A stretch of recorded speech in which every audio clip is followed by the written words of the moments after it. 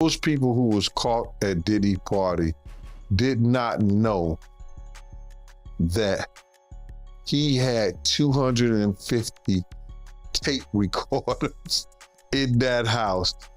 That's a big house.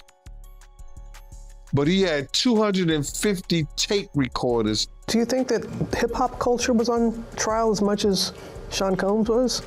Look, if I didn't say anything, you would interpret it as the hip-hop is fine with his behaviors. There's no one else being vocal. So you would look at it and just say, because that mind your business, or let me not say nothing about nothing, or those things, it would allow the entire culture to register as if they're for that behavior. Just when folks think the Diddy documentary wrapped everything up, 50 Cent just let it known he ain't done yet. Now he's teasing unreleased tapes, raw footage, and moments so wild some rappers left in tears. We're talking wild tapes, like the one that got leaked last year, of Diddy bending Meek over like he owned his behind. In the music industry, rumors come and go every day, but some stories refuse to disappear because they were never fully told. What makes this situation different is not just what people are saying, but the possibility that everything was documented. Not whispered, not rumored, but recorded. When people believed the Diddy situation had reached its conclusion, a much darker question began surfacing. What if what the public saw was only a fraction of what actually exists? Because if recordings really do exist, this isn't about one individual anymore. It's about an entire system built on silence, power, and access. And once that idea settles in, every name connected to that world starts to feel less random and more connected.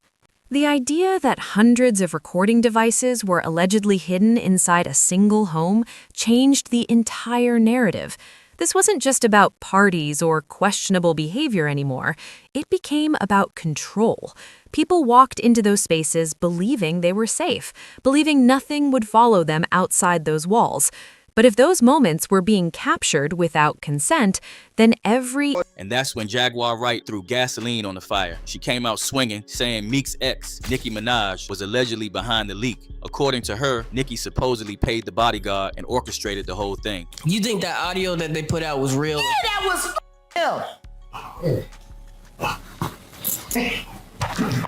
Nicki put that out to here. That Nicki recorded that at the freak off in the Calabasas. She been waiting to drop that shit on Meek. Oh, man. She just wasn't gonna tell nobody it was Diddy. But now that Diddy out there, why not? So then who's the guy who's claiming he recorded it? Oh, somebody that got paid? Now that's a wild accusation, but what made it worse was Nicki later hopping on a podcast and joking that Meek loves controversy and wasn't even bothered by the leaked audio. She laughed it off, played it light, but that casual tone had folks raising eyebrows. Okay, so... But that's not a diss. Meek likes being brought up in that song. I don't know why you lowering his thing. You think you're doing him a favor. He's very, very happy being mentioned, I'm pretty sure. Yeah? Yeah? Okay. Then, academics jumped into the mix, and you already know when Ack speaks, it raw. He started hinting that Meek was allegedly Diddy's favorite boy toy. Meek snapped and completely lost it online, started firing off threats, saying he was gonna unalive Ack. He says, I'm gonna kill you, academics, and what I'm gonna do is, he says, first things first, he says, someone send me academics' address. Right, he said, I'll die to shut you down. Yeah, then he says, I'm going to die to do it. That emotional spiral only made things worse. The more he reacted, the more people felt like he was trying to bury something instead of letting it die.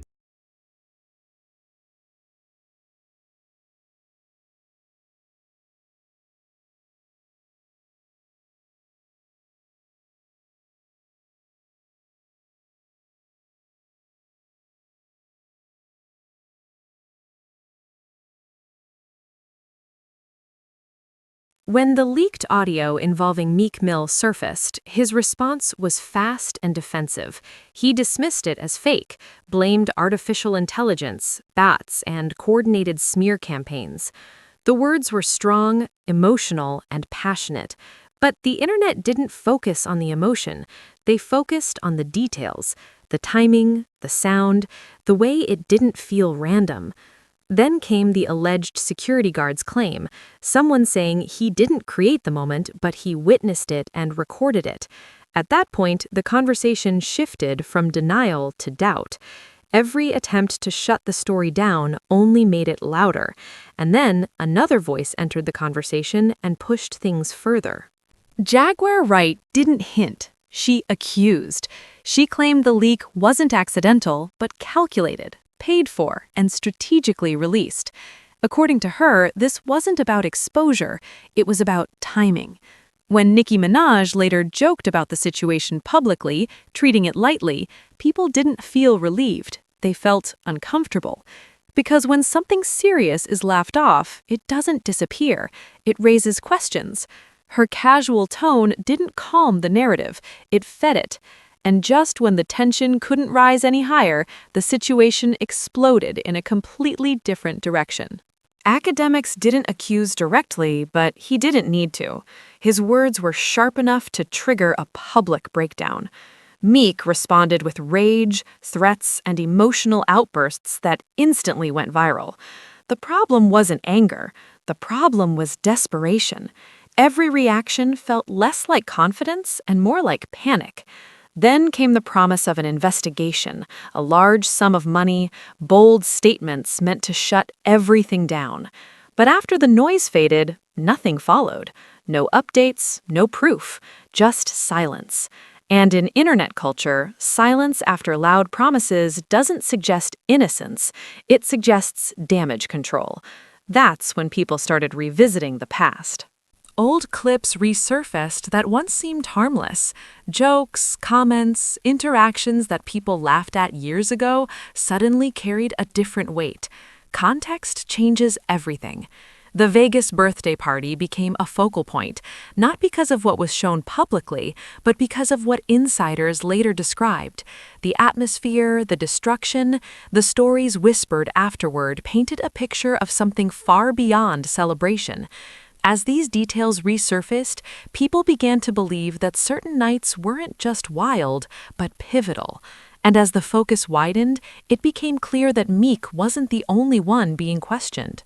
French Montana's relationship with Diddy had always been public and unusually close. Constant appearances, non-stop promotion, and privileges that seemed excessive. At the time, it looked like loyalty. Now, it looked like imbalance. Old footage resurfaced and suddenly felt uncomfortable rather than friendly. The question people began asking wasn't accusatory, but curious. Was everything given freely? Or do some industry deals come with conditions no one talks about? The more people examined the pattern, the more they felt this wasn't an isolated case. And then attention shifted to someone much younger. French Montana's relationship with Diddy had always been public and unusually close. Constant appearances, non-stop promotion, and privileges that seemed excessive. At the time, it looked like loyalty. Now, it looked like imbalance. Old footage resurfaced and suddenly felt uncomfortable rather than friendly. The question people began asking wasn't accusatory, but curious. Was everything given freely? Or do some industry deals come with conditions no one talks about? The more people examined the pattern, the more they felt this wasn't an isolated case. And then, attention shifted to someone much younger. Usher openly admitted that what he experienced as a teenager was something he would never allow his own children to go through. That statement grew louder with time. Then, there was Justin Bieber. Another child, another mentorship, another breakdown years later. Addiction, emotional collapse, isolation, and a quiet but deliberate severing of ties with the people who shaped his early career. It didn't look random. It looked intentional, as if he was distancing himself from a past he could no longer carry. And when viewers lined up these stories, the similarities became impossible to ignore. Then came the long list of other names: Burna Boy, Orlando Brown, Aaron Carter. Different paths, same ending. Sudden access, rapid success. Then instability, breakdowns, or disappearance from the spotlight. Some spoke openly, others unraveled publicly. The industry pattern began to feel undeniable. It wasn't about talent, it was about proximity, and proximity came at a cost. At this point, the story stopped being about individuals and started being about the system itself. Soulja Boy chose a different strategy: loudness, mockery, attacking everyone else first. But every time he spoke, the internet pulled receipts. Old interviews, nervous laughs, moments people ignored before. It began to feel less like confidence and more like preemptive defense. Because when recordings exist, volume doesn't erase evidence. Cameras don't forget. Audio doesn't fade. And the louder someone tries to distance themselves, the closer people look. If these recordings truly exist, then this story is far from finished. Some names have already surfaced. Others have stayed silent. And silence, in this context, might be survival. The real question is no longer who has been exposed, but who hasn't yet. Because history shows that the first names are never the last, and what was hidden in private never stays buried forever.